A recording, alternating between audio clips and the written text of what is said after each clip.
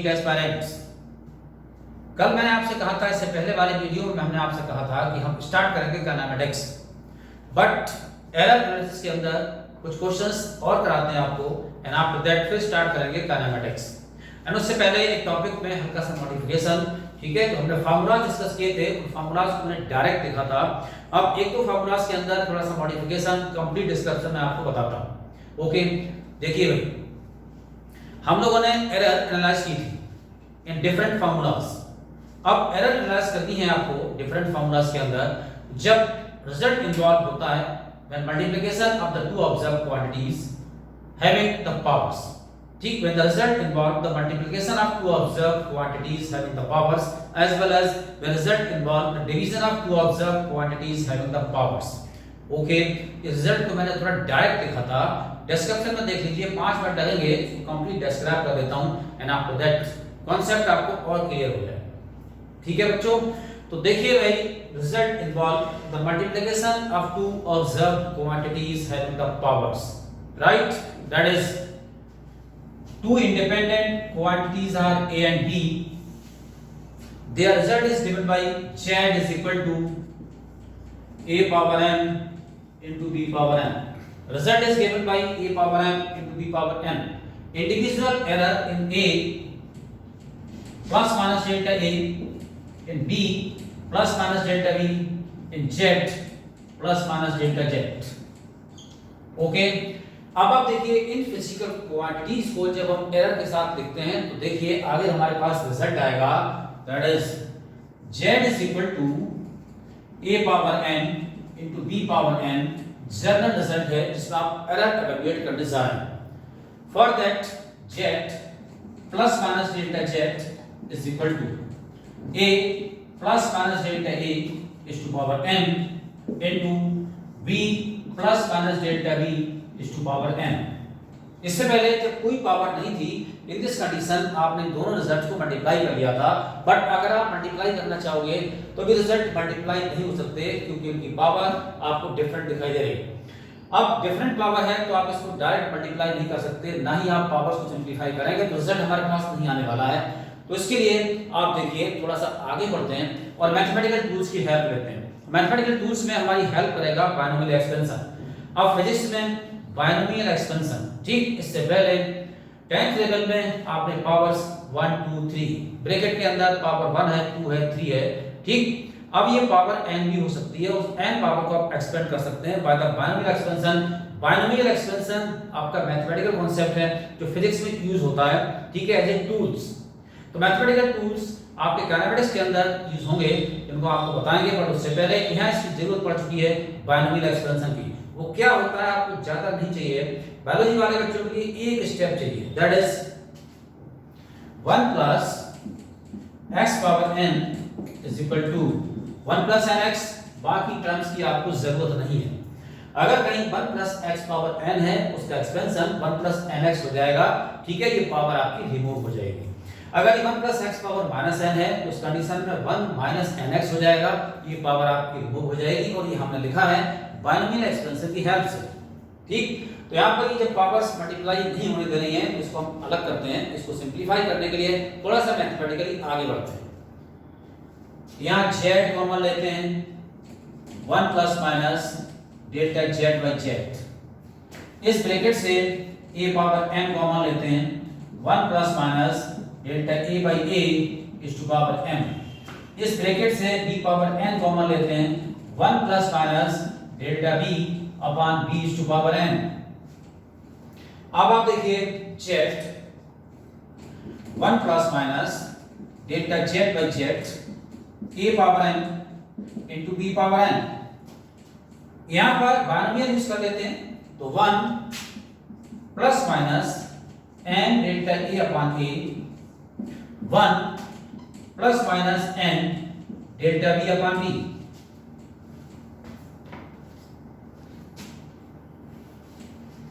One plus minus n delta b upon b, दोनों brackets में आपने बायनोमियल यूज कर दिया।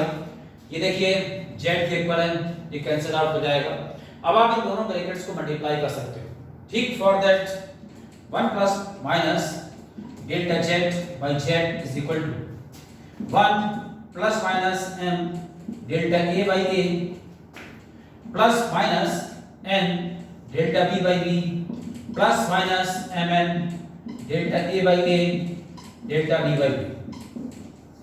ठीक है भाई, मल्टीप्लाई किया, पहले आपने 1 से मल्टीप्लाई किया, 1 plus minus m delta a by a, उसके बाद then n delta b by b से मल्टीप्लाई किया तो plus minus n delta b by b plus minus mn delta a by a delta b by b। ये result negligible small है इसलिए आप इसको नेग्लेक्ट करते हैं और उसके बाद then ये 1 से 1 कैंसिल आउट होता है।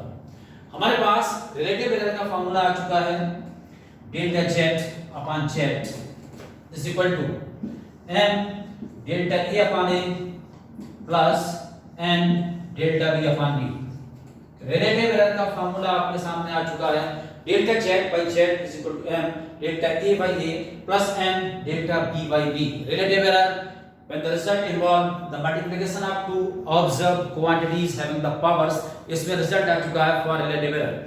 अगर आप इसको कन्वर्ट करेंगे एब्सोल्यूट एरर में तो क्या करेंगे, डेल्टा z को यहां छोड़ेंगे, z यहां मल्टीपल हो जाएगा।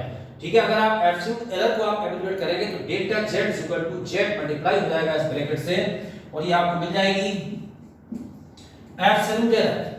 ठीक, कल मैंने इसको लिख दिया था डायरेक्ट, यहां पर m मल्टीप्लाई किया था और साथ में b मल्टीप्लाई किया था, यहां पर n मल्टीप्लाई किया था साथ में a मल्टीप्लाई किया था, वो तब पॉसिबल है जब पावर नहीं है, बट जब पावर है तो उस कंडीशन में ये आपका z एसएच मल्टीप्लिकेशन में पहुंचेगा। हालांकि आज तक पिछले 15 साल के अंदर यहां से कोई क्वेश्चन क्रिएट नहीं हुआ, बट फिर भी करेक्ट पता होना चाहिए। ठीक है, कहीं भी मिसमैचिंग नहीं होनी चाहिए। तो ये हल्का सा मॉडिफिकेशन है आपके टॉपिक के अंदर।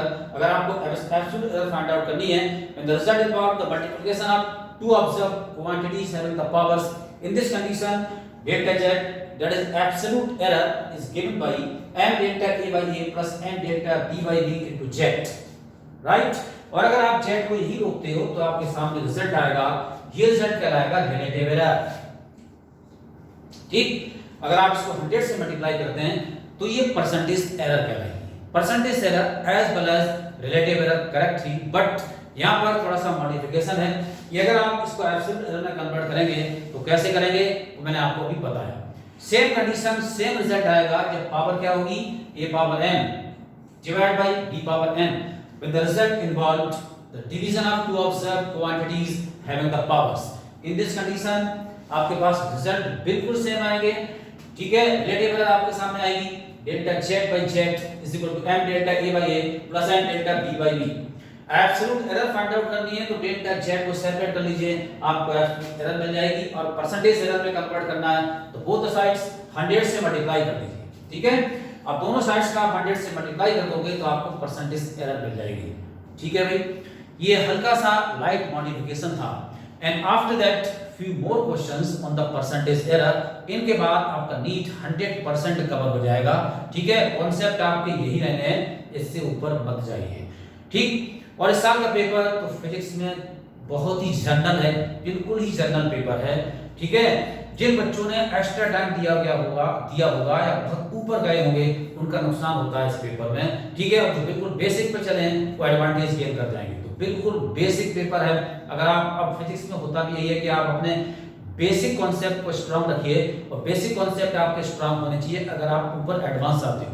कई बार बच्चे क्या करते हैं, ऊपर एडवांस क्वेश्चंस को करते हैं और रटने की कोशिश करते हैं। अब आप एडवांस क्वेश्चन बिना बेस के करोगे तो रटने की कोशिश करोगे और रोकेंगे नहीं आपसे, आप उनको रोक नहीं पाओगे। इसलिए सबसे पहले फंडामेंटल्स और बेस को, अब इस बार तो पूरा बेसिक क्वेश्चन पेपर आ गया था। ठीक है, तो अब आप ध्यान रखिए फंडामेंटल्स और बेसिक्स अपने फिजिक्स में स्ट्रांग कर लीजिए। ठीक, एंड आफ्टर दैट आपकी एंट्री पक्की है। ओके, तो देखिए भाई, अब हम कुछ क्वेश्चंस आगे एडिशनल प्लस करते हैं। नेक्स्ट क्वेश्चन मैंने आपसे कहा था कॉपी और पेन लेके बैठें जब आप वीडियो को देखें, ऐसे समझेंगे जैसे क्लास चल रही है। ठीक है, जब बच्चों की गैदरिंग हमारे चैनल पर बढ़ेगी हम लाइव आएंगे। ठीक है, बट अभी नहीं, अभी थोड़ा टाइम लगेगा इस चीज के लिए। पर उससे पहले अगर आप वीडियो देख रहे हैं तो भी आप कॉपी और पेन लेके बैठें। ठीक है, देखिए मैं आपके सामने क्वेश्चन डालता हूं। नेक्स्ट,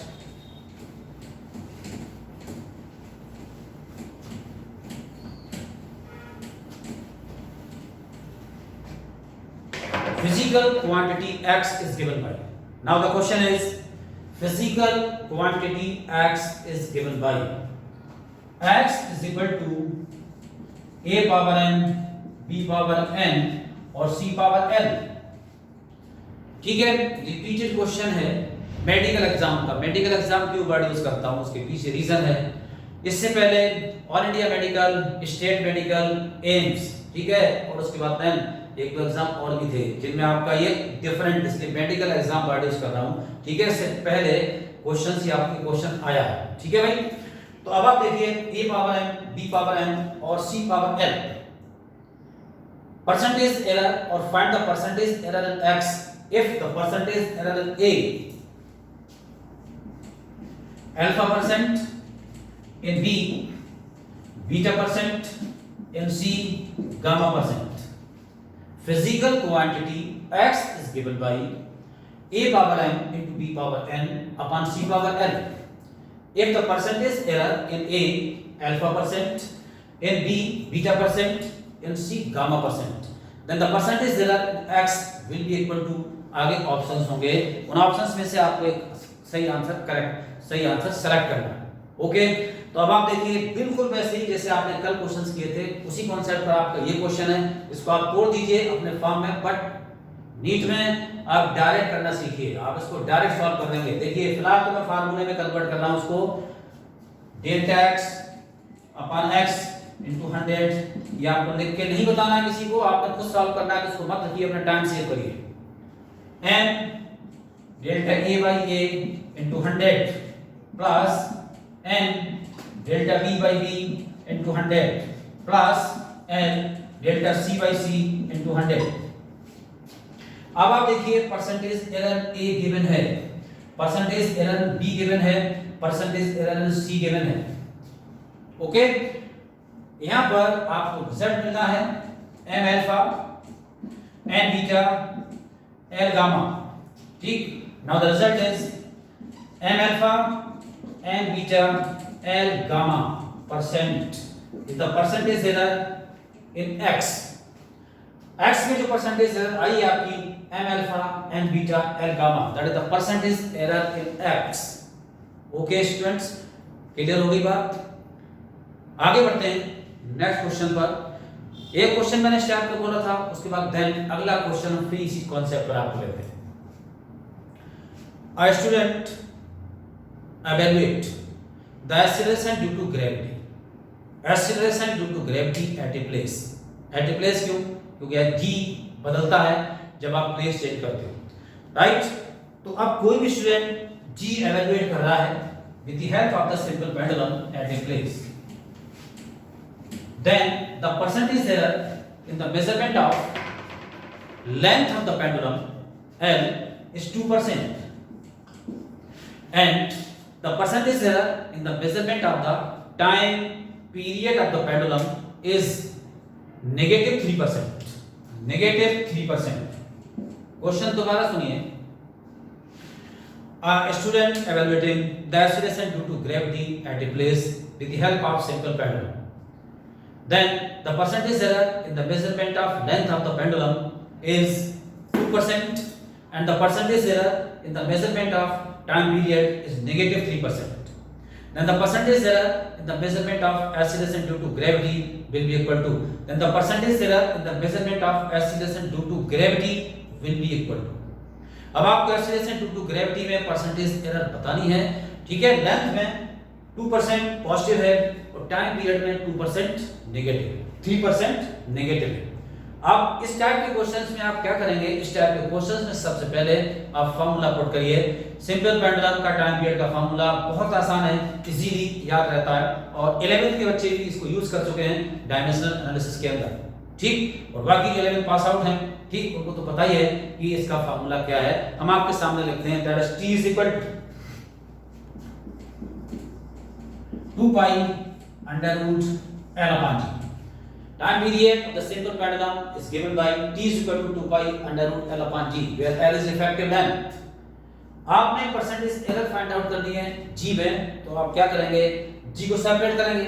अब आप g को सेपरेट करेंगे तो देखिए स्क्वायर कर लेते हैं भाई, t square is equal to 4 pi square l upon g, square root हट जाएगा। अब आप जब g को सेपरेट करोगे तो g is equal to 4 pi square into l upon t square. g is equal to 4 pi square l upon t square, ये आपके पास रिजल्ट आ चुका है। नाउ अब आप इसको परसेंटेज एरर में कन्वर्ट करते हैं, परसेंटेज के फार्मूले में कन्वर्ट करते हैं। तो परसेंटेज के फार्मूले में जब ये कन्वर्ट होगा in this condition delta g upon g into 100, ये कांस्टेंट है, कांस्टेंट में गलती नहीं होगी, एरर नहीं होगी। यहां पर ये result delta l by l into 100 plus 2 delta t by t into 100। Clear? अब आप देखिए percentage error in l given है आपको 2% प्लस एरर नेगेटिव है या पॉजिटिव है। When you evaluating the percentage error तो आपको निकालनी है maximum possible error in the result. Result में क्या निकालना होता है? Maximum possible error.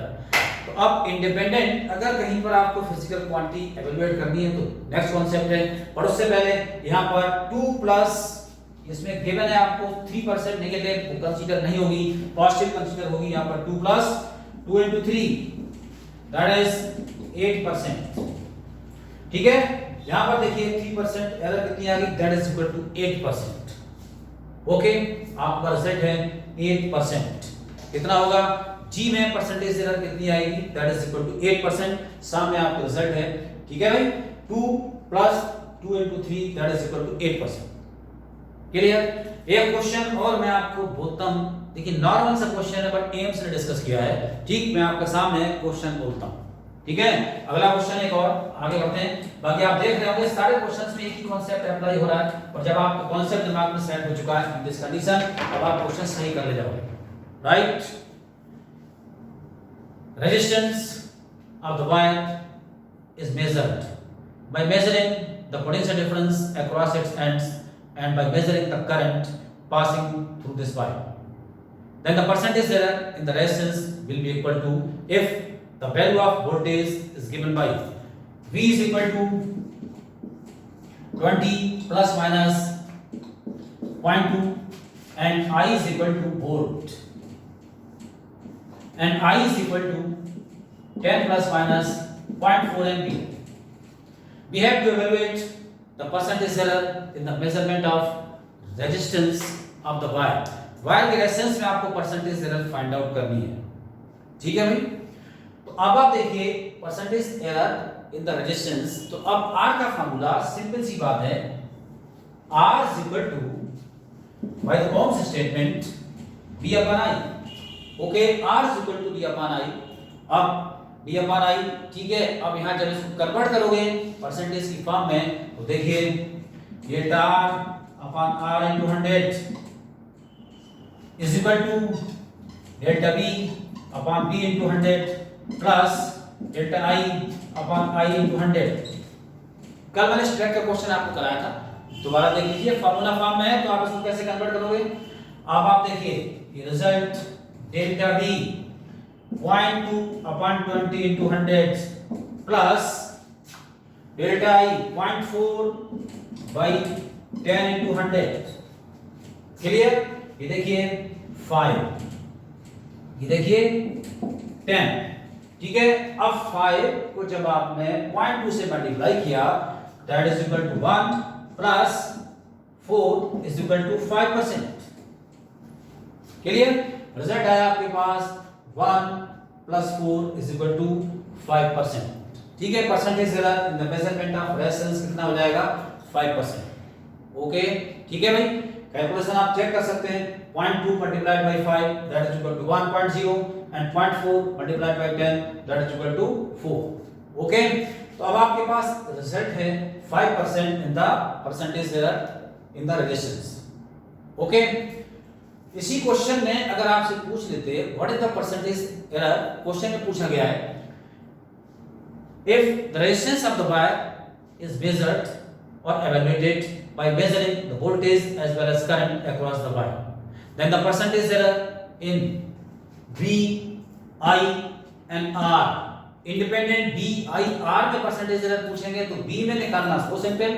ठीक है, आप देखिए ये जो अमाउंट आएगा ये किस में आएगा? V में आएगा। ये अमाउंट किस में आएगा? ये I में आएगा। अगर हम आपसे B में पूछेंगे परसेंटेज एरर तो direct delta V upon V into 100 is equal to 0.2 upon 20 into 100 that is 1% जो अभी आपने निकाला है। अगर आपसे i भी पूछेंगे तो 0.4 by 10 into 100, ठीक है, that is equal to 4%। Okay, और r में आपने भी निकाला है, दैट इज इक्वल टू 5%। ठीक, तो इंडिपेंडेंट v में एरर, इंडिपेंडेंट i में एरर, इंडिपेंडेंट रेजिस्टेंस में एरर, ये आपके सामने रिजल्ट है। ओके, तो ठीक है, अब इसी टाइप के क्वेश्चंस आपको मिलेंगे। सारे क्वेश्चंस में कॉन्सेप्ट आपका ही अप्लाई होगा, नीट लेवल का क्वेश्चन अब आपसे गलत नहीं होगा। ओके स्टूडेंट्स, ठीक, एरर अब हमारी कंक्लूड होती है। इसके बाद देन आगे हम टॉपिक स्टार्ट करेंगे आपका kinematics after the next period. Okay students, thanks.